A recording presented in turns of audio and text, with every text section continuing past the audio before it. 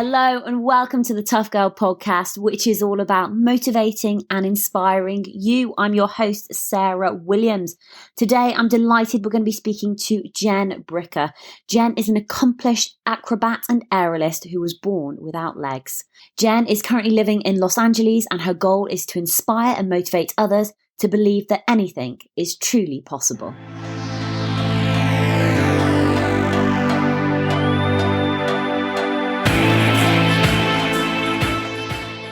So Jen, if I was to get you to introduce yourself, how would you introduce yourself? Well, the short phrase that's on, all of my social media would be author, aerialist, and speaker. That's the shortened version of the titles of what I do, basically. Oh, fantastic. But we're going to be finding out a lot more about the books that you've written, the aerial work that you've done, and some of the speaking engagements that you've done. But let's go back to the very start. So tell everybody a little bit more about what it was like growing up for you. For me, as odd as maybe it sounds to people, now that I've spoken about my life for so many years and done so many TV interviews and, written a book about my life, it's growing up, I didn't realize that how I was living was not normal, right? Or quote normal. Because when I think of my childhood, it was just a fun childhood. I did sports. I was always climbing trees. I was like the little monkey, which is so suiting for me, and full of love, full of adventure. And I have good memories. When I think of my childhood, I just think of good memories and love and so much encouragement. And so it wasn't some crazy, secluded or sad kind of, it was just, I had a great school, great friends at school, great coaches, and good teachers. And so it was not only the support from home in my family environment, but also extended, into my peers who that's really who I do everyday life with as well. Right. And so that was very, I think that's what kind of made me so passionate about community. I am a product of a powerful community and what pouring into somebody will do for their life, pouring love into someone, pouring confidence, support, encouragement. The list goes on and on. So my childhood was love and encouragement and adventure. Oh, fantastic. You talked about memories, all these memories, which sound incredible. Could you give an example of a memory or, a moment from your childhood that sticks out? Oh, man, there's so many. Well, I think one of now obviously in retrospect now, I'm so impressed by my parents' natural, they just knew how to raise me. Period. They weren't perfect, but they knew they were the family that was supposed to raise me, hands down, no doubt. And so when I would come to them and say, just with all the confidence in the world, had no clue that it wasn't, again, normal, quote normal, I was like, oh, I want to play softball, basketball, volleyball, power tumbling. Of course, regular sports in school, no special anything. And even so much so when I came and said, I want to go roller skating, I was born without legs. And so you would think, wait a minute, that's not even possible, that you can't even do that. That's a majority of people's automatic first response, but not my parents. Just period. They're just like, okay, well, then we'll just put the roller skates on your hands. It was like there's always a way to do something. There was never an automatic negative.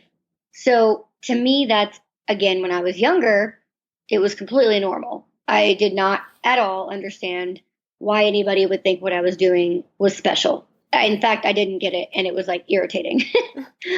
But go ahead. Oh, no, I was going to say, carry on.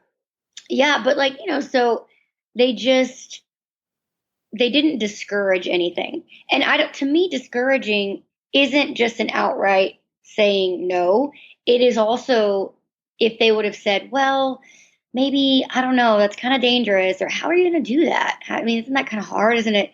How will you do that? To me, that response is also negative and also discouraging. And they didn't do that. And I didn't know to appreciate it or understand it as a kid because this was normal for me. I was known for being an athlete, athletic, like a little acrobatic climber, which is completely fitting and suiting for me. So I never would have identified as a person with the mentality of someone who was, quote, disabled or a person without legs. Like none of that was an identity of mine my whole childhood, which I know sounds crazy now, but in real time, it was just the most normal thing in the world.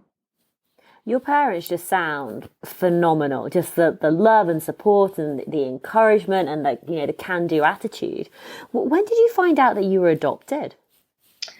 I feel like when I try to remember, I don't remember an age because I've just always known. I remember them telling me, I mean, I was probably 4 or 5 years old. I mean, I was really young. And they just explained it like, oh, someone else carried you in their tummy until, we were ready for you. Like, and it was just like, okay. And then moving on, it just made sense to me. And it was so sweet because my mom told me her tummy was broken. And as a 4 or 5-year-old, it just made all the sense in the world. And that was it. And they were very open as well. Like, they said, your biological family was from Romania and, it was a different culture, different mindset. And people who have things that are different with them are really, outcast in that country. And they're viewed socially kind of maybe like a curse or something odd. And they also grew up under communism. And so it's just a completely different mentality. And they said, they were just real with me. They're like, they probably gave you up for adoption because you didn't have legs, among whatever other reasons. But, they were just like, that's just how it is. And you were our answered prayer and you were supposed to be with us. So they just knew that. And they're like, this is where you're supposed to be. So it worked out how it was supposed to work out. So that way I didn't hate my biological parents. I never held bitterness toward them.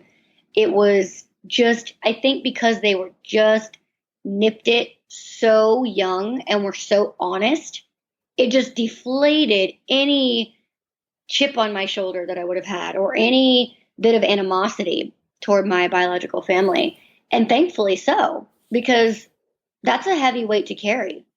Mm-hmm. And I didn't have to carry it. I mean, you talked about your identity and, growing up, sports was this huge passion of yours and you were getting involved in everything and anything and wanting to do it.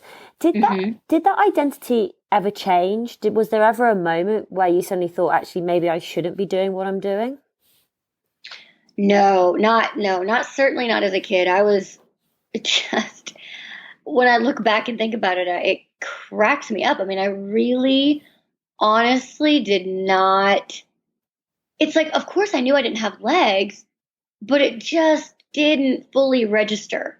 And I know that was on purpose. Like my mind was protected. My whole childhood was protected. Like I had to grow up in that town, which was literally the middle of nowhere, cornfield. Like when you think of the image where you see Superman, where he grew up in like the middle of nowhere in cornfields, that's where I grew up. And it's ironic because it's so unassuming, small town, simple. And that's exactly where I needed to be so that I could be who I am today. And as a kid, I was just living my life. I was doing the things that I wanted to do because I loved them, not because I had to prove anybody wrong, because I didn't have that. I mean, there was just, I love this. So it makes sense. I'm going to do it because my parents were just like, well, if you want to do something, then you do it. Like, how bad do you want it? You put your mind to it and you do it. Like, it was just that black and white, There was that mental strength in my family. Nothing to do with not having legs, just who they were and how they raised us. It's like there wasn't a lot of room for no tolerating whining or excuse making. Again, not really at all connected to not having legs. That's just how they raised all of us. I have 3 older brothers as well. And so as a kid, I was just like athlete, outdoors, sports, movement. because I loved it. And that's just who I was, just in my genes, I think. Tell me about the gymnastics, because I know that you became almost like obsessed with gymnastics. Tell me more about that. Yeah, I mean, everybody across the world, a majority of people love the Olympics every 4 years, and we were certainly one of those families. And gymnastics is always a highlighted sport, and we loved gymnastics, and I loved it. I loved it before my first Olympics that I would remember, which would have been the '96 Olympics, because I was only 8 at that time. So probably 6 or 7 years old. From the beginning, I just loved it. And I actually started beginner tumbling classes in first grade. So, I mean, this is like even before that. I was already into it and already excited. Then I start seeing it on TV as I got a little older, and just the passion grew deeper and deeper and deeper. And it's funny, again, I saw gymnastics and I saw them doing everything, and I was like, oh, I'm going to go to the Olympics. Like, it didn't even, I was like, yeah, I might have to maybe not do certain things on the beam because, they use their legs a lot, but I could do this and that. I mean, this is like 7-year-old Jen dissecting this, but not seeing it as not a possibility. That's what's, as I look back, amazing, because nothing was ever off limits. It was like, well, yeah, we had to figure out a different way to do things, like in volleyball, I wasn't going to be the star on the net because I was tiny, but I was really good in the back where the ball dropped low, and I was super fast.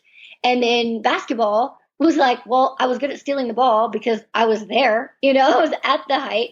And then in softball, it was like, I was so hard, I had no strike zone. I mean, so you just play to your strengths. And I didn't realize, but that's what I was being trained basically just by doing my whole life, was basically learning how to be creative and just figure it out. So you're living in this, it sounds like this incredible family. You've got your 3 older brothers, a lot of love, a lot of support. You're in the middle of nowhere, surrounded by these cornfields, and you use the word protected. You're incredibly protective, and you've got these, even your coaches and your peers and everybody knows you. What was it like for you? Did you move away from your small town, your small village? I did. I moved away when I was 19, and I started to work. I got an internship at Disney World in Orlando, Florida. And so I moved away right after I turned 19, didn't look back, living there, and started working at Disney World. And it's so interesting because, you're interacting with thousands of people every day from all over the world, because Disney World is huge. It's much bigger than Disneyland. There's 4 parks there versus out here in LA where there's only 2. So everybody from all over the world comes, and all different cultures, all different ways of life and viewing people. And so that was my first reality check as far as how people may view me. Because up until this point, I told you I was identifying as the strong athlete. I was always outgoing. I was always popular. I was always social. I was strong, and then I'm getting these reactions from people that I'm just like completely blown away, confused, baffled, irritated. I mean, it would be like this one older couple. And I started noticing patterns of like who acted the most like to me ridiculous or condescending. And it was always like a generation or culture thing. So usually people like over 50 would maybe say things that could be taken as very condescending, or like, did you seriously just say that? Even though I know you didn't mean it that way, right? So this older couple one time came up to me, and they just like literally patted me on the back and was like, oh, it's so good that you're out working. And I was like, what? I was so confused. And you could tell they really thought that they were being nice. Like they didn't have some bad intention, but obviously it came off extremely condescending and completely, I had to like check my attitude, and all these things. And but I was so confused because I was like, wait, what? They're seeing me as like some helpless person. Like, I was so confused. It took me so long after all these things kept happening. And then you have people from other countries who just, I mean, have even less tact, and not that it's just a culture thing, right? And I've been to 17 countries. So like, I get that, I know how these things work, but at the time I was only 19. So I hadn't been all over the world yet. And this was my, like, it was like I was in a lab studying people and studying their reactions and then starting to basically collecting all the data without realizing it and figuring out, oh my gosh, that people actually see me this way. And wait, what? So it was a huge wake up call, sort of reality check kind of thing, and very interesting for me. How did you handle that wake up call? How did you almost process it? Was it a quick journey for you to process it? Did it take some time? What did you learn while you were going through these experiences when you were 19? Yeah, well, I learned a lot about people, which has been, so cool because I have now such a passion. Oh my gosh, I love traveling the world. I love different cultures. I love, the different foods, and I'm so blessed extremely blessed that I spent my whole 20s traveling the world. I just turned 30 a week ago, and it's just incredible, and so studying, I just by nature, I'm like, oh, I wonder why they act that way. Right. And so I started breaking it down and realizing what I just said about the generation gap. Well, people from that generation, they were raised that all they knew of people who were in a wheelchair or whatever there was such a stigma. There was such a totally different society and thought about it as now. So different. And so they just didn't know any better, And so it was like, I knew they didn't have like malicious intentions or anything like that. And then the same with different countries. It was like, well, they again are raised where you just kind of a lot of countries still right now, people who are different, they don't even go out in public. They're like hidden away. It's crazy. It's a hard concept for people, I think, in the US or the UK or, Australia, places like that to grasp.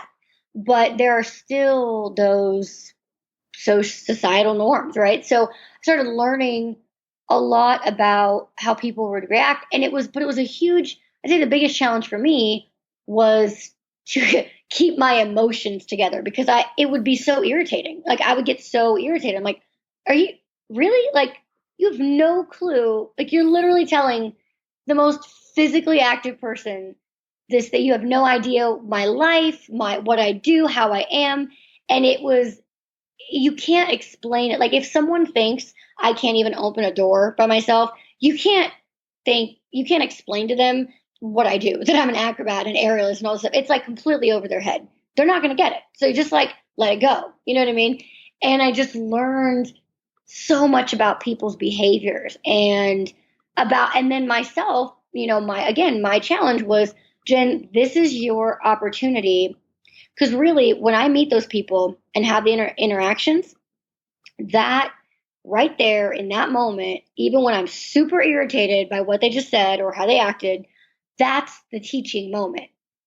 And that has taken me years to like calm down the flame and the fire, because I just have this passion and fire that rages in many beautiful ways, but it can also go in the frustration way, right? It can work kind of both ways for you. And so I've had to learn how to calm that down and just listen to people, hear them out, communicate with them, and use those moments as teaching moments and just kind of explain it. So that's the moment where their whole mind shifts. Like, whoa, wait a minute, what? This is not even in a realm of what I thought was possible at all. And you're telling me this? Or, just having a normal conversation with them or giving them a little card about my book so that they can just, if they want to read it and they want to learn, they can. And so it's been, I would say a lot of it was a really fast chunk of learning, but so much growth and fine tuning has happened over the last 10, 11 years. Yeah.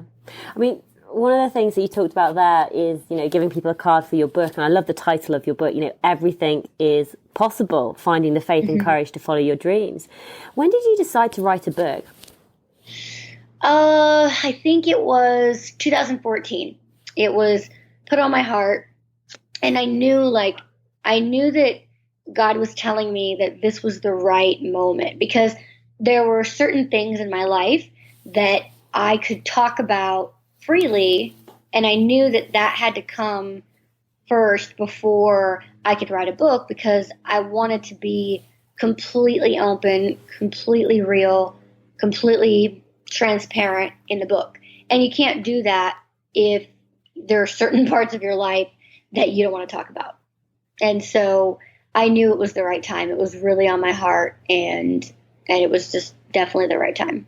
Were you scared of putting yourself out there, like putting, writing a book, telling the world your story? Was there any feelings of apprehension?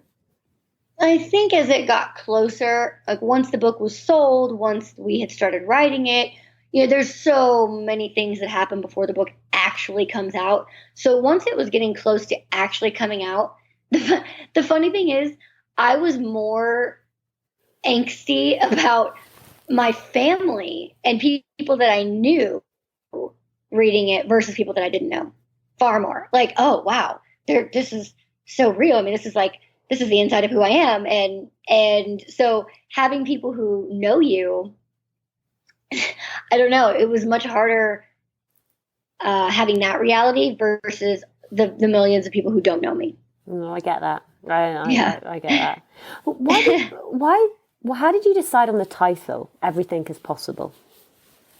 Well, I was running through different things, and I just was thinking, what is one wording or title or phrase that sums up what I believe, how I live my life, who I am. And this Bible verse came into my head: everything is possible to the one who believes. And I just was like, wait a minute, everything is possible. Like just the first part of that. And I was like, wait, that's it. Because that's really what I believe. I mean, I had been debating like 2 years prior to this whole time in my life, about getting another tattoo. I have a really beautiful art piece on the right side of my back. And I was thinking, man, I kind of want to get a scripture just like in black, cursive, beautiful. What would I get? And I kept wanting to do everything is possible to the one who believes, but it was way too long. It's way too long. I don't want that much on my body, And so then I was like, wait, everything is possible. Yeah, I really believe that. And yes, that is how I live my life. So that's perfect. And so that's just how it came about. You have actually travelled with Britney Spears on her circus tour. Tell us a little bit more about life on the road and travelling the world.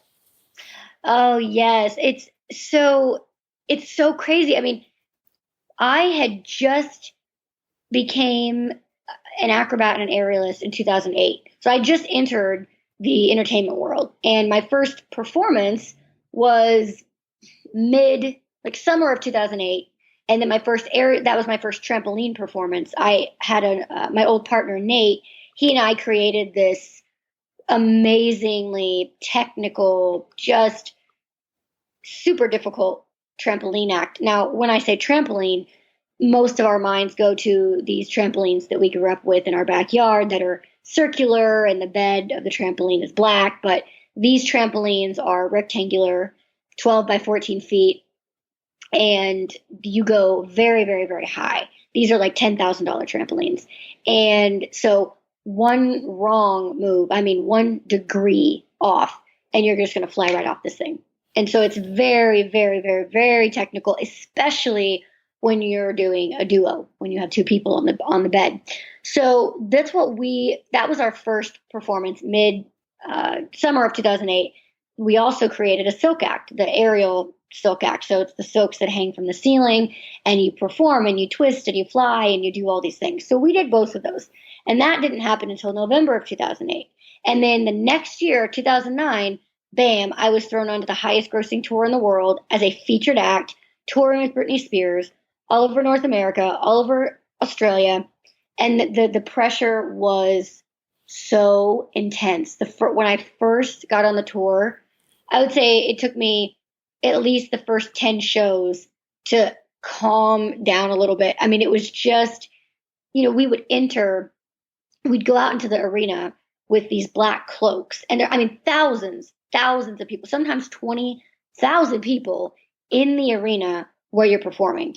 And we had Pussycat Dolls and Jordan Sparks all as openers, all these different amazingly talented artists as the openers of the concert. And then there would be about a 30-minute break, and then the official concert would start. So we would go out and weave our way through the crowd with these black cloaks on, covering up our costumes. We'd go underneath the stage, and this stage was massive. I mean, this was a production. It was 17 semis of just equipment for the setup. That's not even counting our tour buses and her tour bus. I mean, it was insane. And so you get underneath the stage, and it's like a whole life, a whole city, a whole world underneath there. Everyone's the wardrobe people are running around. The dancers are all stretching. The acrobats are stretching. The aerial, it's a whole city. It's like alive. And then the concert starts with this massive countdown. And I mean, it rattled the stage. People went nuts, 10, 9, 8. And by the time one came, everyone goes nuts. Everything is shaking literally around you. And by the time we were ready, a lift would lower. It was actually, the top of the stage, but we were below the stage, so it would lower down.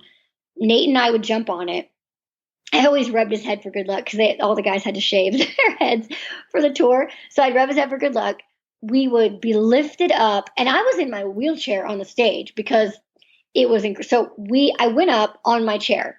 We both went up. The trampoline was there, and we kind of circled around separately and then met back in the front in the middle of the trampoline. He was behind me, and on the downbeat, he threw me out of the chair backwards onto the trampoline, and I did a backflip. And it was like the whole audience was, oh, yes! Like it was that, there was that little pause of like, what is happening? And then I did a flip, and then it was like, yeah! And then they just erupted in like freaking out and cheering. It was the most like incredible and intense, surreal time in my life. And it gave me, nothing is ever going to be that intimidating again. It was absolutely terrifying and incredible and exhilarating, but because it happened in the very beginning of my career, it just skyrocketed my confidence, my experience. I was either going to fail miserably and my career would be over before it started, or I was going to rise to the extreme pressure and succeed in this whole new career path, because before this, I was going into fashion. So this was like a completely different, career turn, and it happened so quickly. And I'm so grateful for that time in my life, because it really made me rise and such a better performer, and just an immense amount of confidence from the beginning. I want to talk about the pressure, because you talked about the pressure before you're going on. You're on this world stage. You're going out there. You can't make any mistakes, any errors. How did you deal with that pressure, and what did you learn by going through that experience? Man, I really feel like I learned a lot. I was only 21, and so it was everything was new.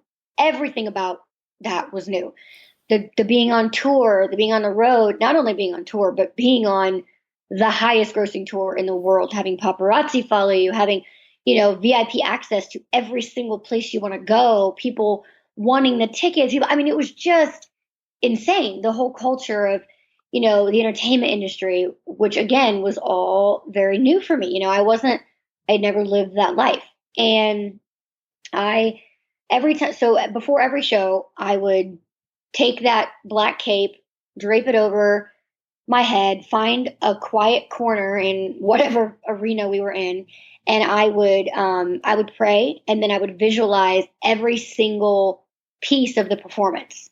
And I'd probably be in that corner usually for 20, 30 minutes before, and I would just run through the act. I would pray about it for our safety and for just that we would have fun and enjoy, and of course every performance wasn't perfect, but we had no major mishaps in 40 shows. So that's a pretty good streak. I will take it, and just, so I learned how to handle extreme pressure.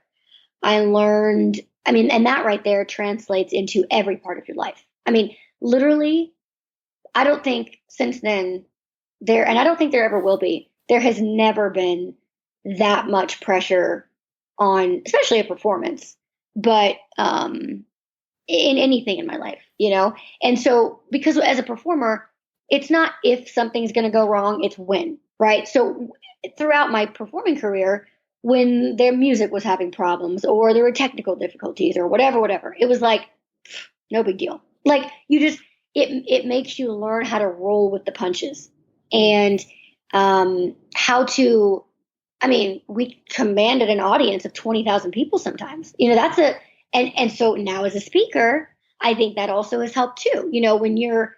And that's a totally different, it's a totally different field, but there are similar aspects to that. I mean, it's nothing for me to be in front of a crowd of 20,000 people. It's just because that was my whole first experiences were large crowds where we were the only thing happening. So every eye was on us. It wasn't like it was an atmosphere performance. It was the performance. And so that pressure just was intensified.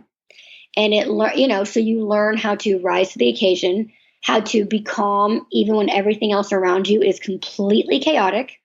And I think I learned how to tune out everything around me, which is an incredibly valuable skill because you can't, and I learned what I needed. I learned what I needed beforehand, what would calm me down, how to go into that, and also how to enjoy it. Like, I didn't want to go through the whole tour and be so angsty and so worried. And then before I knew it, the tour was over.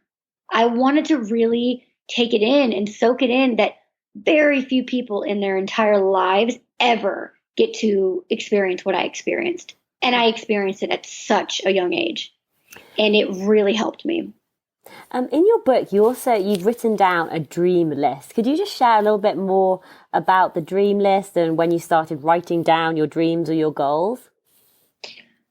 Oh man, it's funny. I was always very careful with those kind of things because I never wanted to set a 5-year plan or a 10-year plan or say, oh, by 30, I want to do X, Y, and Z, because we can have all the plans we want.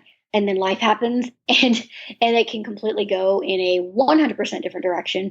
And then you set yourself up for a disappointment rather than just accepting and enjoying and appreciating what actually comes and happens in life. So that was always a very fine line. But of course I had things still that I would love to do this. I would love to do that. I would, and then people over time just ask you, what are your goals? What are things you want to do? So it's like, so I wrote those down because what I love about the last chapter, and it was actually my writer's idea, and I thought it was brilliant, just because it's who I am, right? So it would make so much sense if you knew me that I would have, like, of course, I would have a whole chapter just about things that irritate me or things that I love or things that I want to do, because I wanted to be so real with people, and I was in the book, and so that was really me, just like, this is Jen. Like, this is who I am.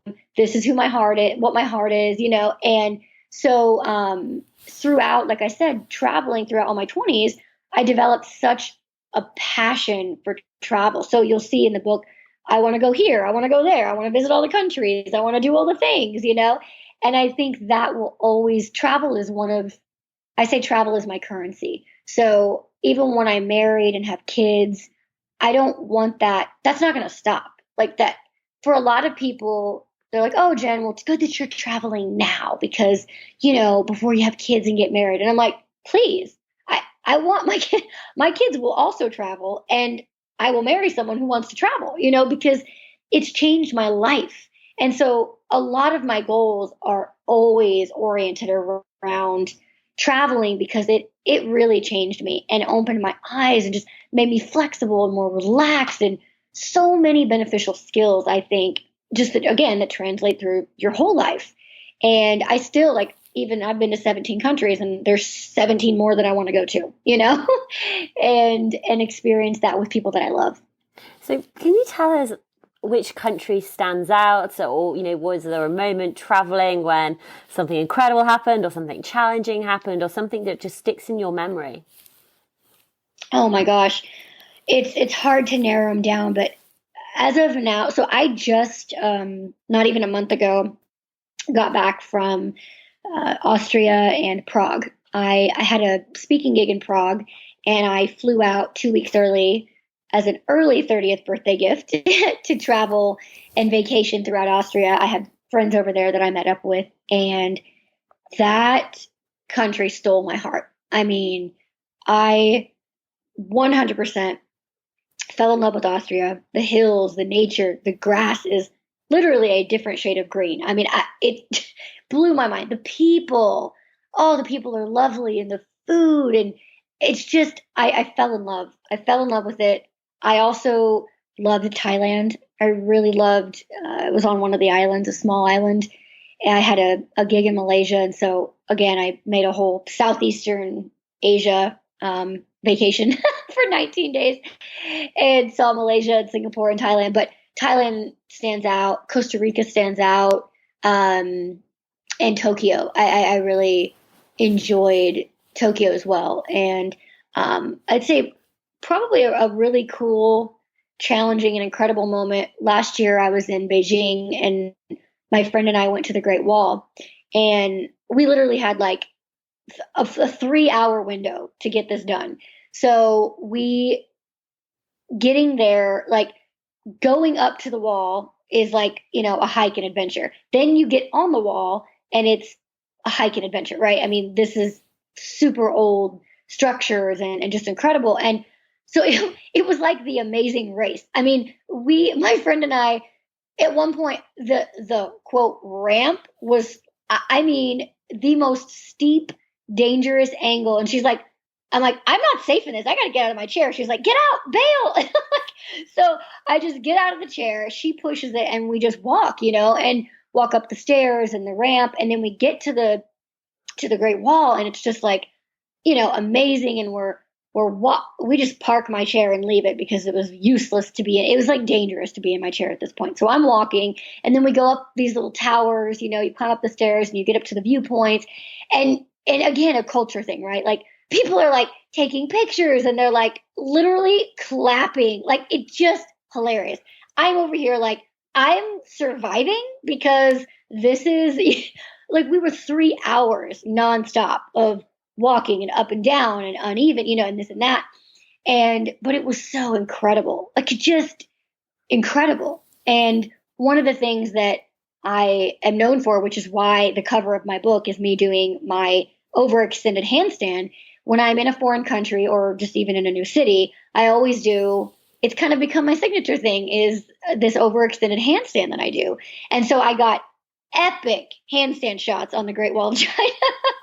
And so it was, and then the next day I was literally hobbling like a 90-year-old woman. I work out 5-6 days a week. Okay. It's really hard for me actually to get sore anymore. I was so sore. My butt was sore. My hands were sore. I mean, sore in places. I was like, I didn't even know I could be sore here. And for like 3 days, but it was so good to feel that way because we worked so hard and we were just, it was amazing. So that was a pretty unique experience. Oh, it sounds fantastic. I love it. I love when you can do like take all those incredible photos when you're in these amazing places like China. Yes. You had an idol growing up. You obviously you were obsessed with gymnastics. You had this idol, Olympic gold medalist called Dominique. How do I pronounce her name? Moceanu? Moceanu. Moceanu. Yes. Can you tell us that story? Yes. So, earlier, like I said, I was drawn to gymnastics at a very young age. And then once I was in it, I was in beginner classes from first grade, and then I see it on TV, and then I see the Olympics, and then I see Dominique, and I knew she was Romanian, and I knew I was Romanian, and I was always so proud of that fact. I grew up in the middle of nowhere where there was pretty much no other ethnicity at all. So that I always felt exotic, and I had this dark black hair and super dark skin and these big eyes. So I didn't look like anybody else in that regards. So then I see Dominique, and she looks like me, and she's Romanian. I'm like, oh my gosh. I mean, that was really something for me because I never had anyone to look like me. So that was incredible. And then I just saw similarities. I'm like, wow, I mean, the personality, the looks, obviously, just the mannerisms. And so I was drawn to her from probably 8 years old, 9 years old. What happened next?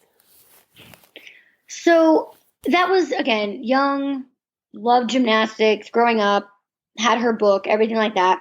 And then I, competed in power tumbling for 4 years, went to state, won state meet one year in my division, went to Junior Olympics, got fourth all around. I was, again, and so this was when I started being on TV a lot. I was interviewed, I was on national and international TV shows, and I didn't understand. I was the first person like myself with no legs to ever compete in AAU and USTA power tumbling, and then actually being good at it, right? But again, I didn't get it. I was just doing what I loved. I did not understand why everybody thought I was an inspiration, did not get it whatsoever. And so fast forward to almost 16, right before I turned 16, my friend who was also adopted, she had found out what her biological last name was, and never until that point was I interested in trying to find my biological family or anything like that. And then bam, light bulb goes off, and I'm like, oh, I wonder what my biological last name would have been. I go home and I ask my mom if she knew anything about my biological family. Now, that right there in and of itself is crazy. It's just insane. My family, like I told you before, was so open, so clear, so transparent. Why on earth would I think there was even a shred of a possibility that they would know something about my biological family that they wouldn't have told me already? So I know that God placed that in my mind to go home and ask them, because it just doesn't make any sense. Why would I even ask? Why would I think, So I go home and I ask, honestly, almost as if it were like a rhetorical question. And then she actually responds, which didn't at all expect that, let alone her saying yes. And then I'm just like, what? Like, how on earth could you know something about my biological family? I don't even get it, And she goes in and gets this huge manila envelope full of papers, stuffed out papers, and she puts it on the table. She shakes her head. She's like, you're never going to believe this, but your biological last name is Moceanu. And that's not exactly a common last name. I knew exactly it was a beeline straight to Dominique Moceanu is your biological sister. And I was like, wait, what? Like, what? How? This is like a movie scene. What?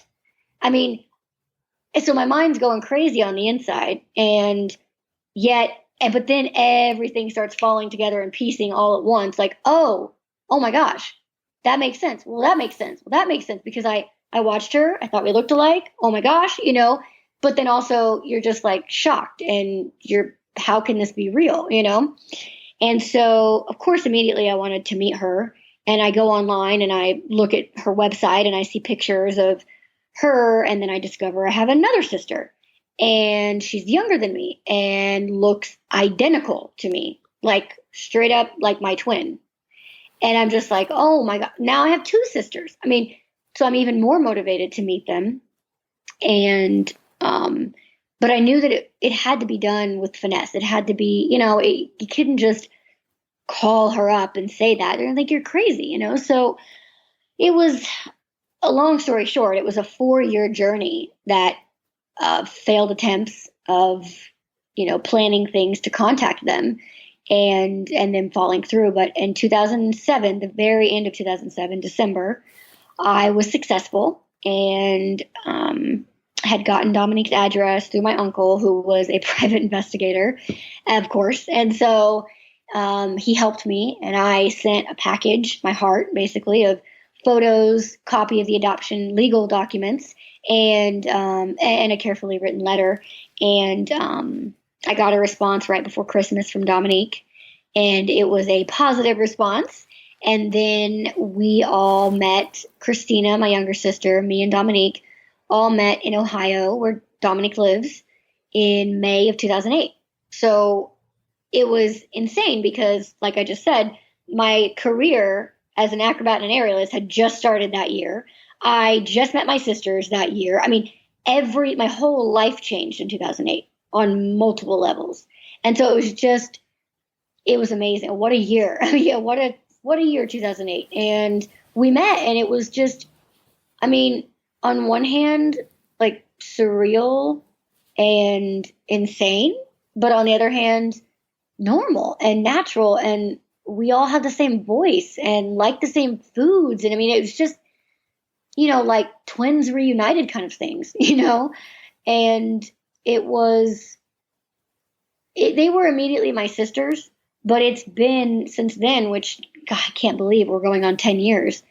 Next year will be 10 years. It's unbelievable. But it's been a growth. I mean, a journey. It's still, learning about each other. They were raised together, and they were raised in a completely different environment, Romanian culture, very secretive, very closed doors, an abusive household.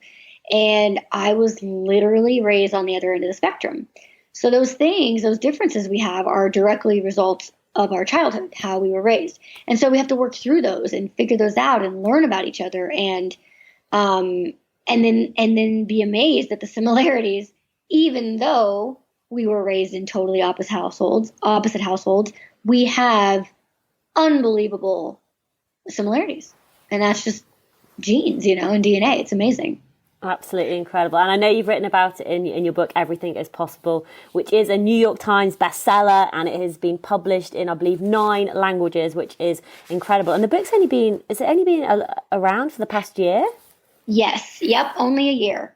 Wow. That is phenomenal. So thank you. Where are you heading next? What's going to be next for you?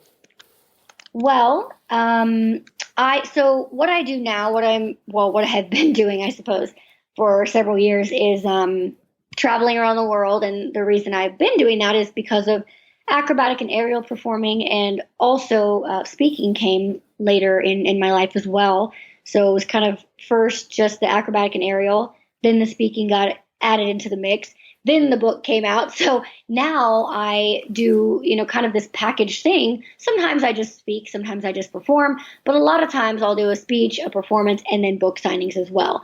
And so thankfully that's what I get paid to see the world, which is incredible. And next month on November 9th, I am going to New Zealand for the first time, which is super exciting. So been all over Australia, but New Zealand was very, very, very high up on my list of places that I wanted to go. And I've got a gig going there. So I'm performing at the Attitude Awards, which will be on TV in New Zealand. And then I'm going to take a nice vacation and explore the country that I have heard is just absolutely beautiful. So I am so excited. Oh, that's going to be incredible. New Zealand is one of my favourite countries in the world, so I know you'll have an amazing time. And Jen, what words of advice would you have for our listeners, for people who may be going through a challenging time, or having a challenging situation, or they're worried about what other people may think of them, or they're scared about following their dreams? What advice would you have for them? Yeah, one of the things that I feel is so strongly to communicate to people is that we all have something to, quote, bring to the table. We all have gifts and talents and abilities that we were born with on purpose and for many purposes. And there's power in that, like the beautiful and good, pure kind of power, the power to change somebody's life. And that's not just for people who we think are inspirational and motivational. Every one of us can be an inspiration and a motivation to someone. And we all have something with our skills and our abilities and our gifts to reach somebody and to actually affect someone. But I want people to realize that they are significant and they matter, and no one's talents or gifts are any more important than anybody else's. We are totally all equal, and all equally have that beautiful, pure kind of power in us to change somebody's life. But we have to believe that, because it's there, whether you believe it or acknowledge it or not. It's there. So I would love for people to acknowledge that and realize that they matter, that the gifts and the desires of their hearts are there for a reason, that they are here for many reasons, and that they can affect someone's life in a positive way, no matter what. They just have to believe it and realize for themselves. Absolutely. Beautiful, beautiful, beautiful words. Now, Jen, where would be the best place for people to go to find out more information about you, to buy your book, to find out more about your event in New Zealand? Where should people go? Yeah, I mean, probably in our culture today, the best way to do is follow me on social media. So Instagram at Jen Bricker, Snapchat at Jen Bricker, Facebook, Jen Bricker. That's the most up-to-date current. Of course, my website, jenbricker.com. The book is on Amazon, Barnes & Nobles, everywhere that you can buy a book as well. And jenbricker.com hashtag or /back book. I mean, it's pretty easy to find it anywhere. And to follow me, I always update where I'm going. And you can look at my stories and see where I'm at on all social media. So in our day and age, like it's all about social media. I hate to say it, but it's true. So follow me on there and follow my journey. Absolutely. Jen Bricker, thank you so much for coming on the Tough Girl podcast to share your story. It's been an absolute inspiration to hear you share what you've been through and what you've achieved in your life. Thank you so much.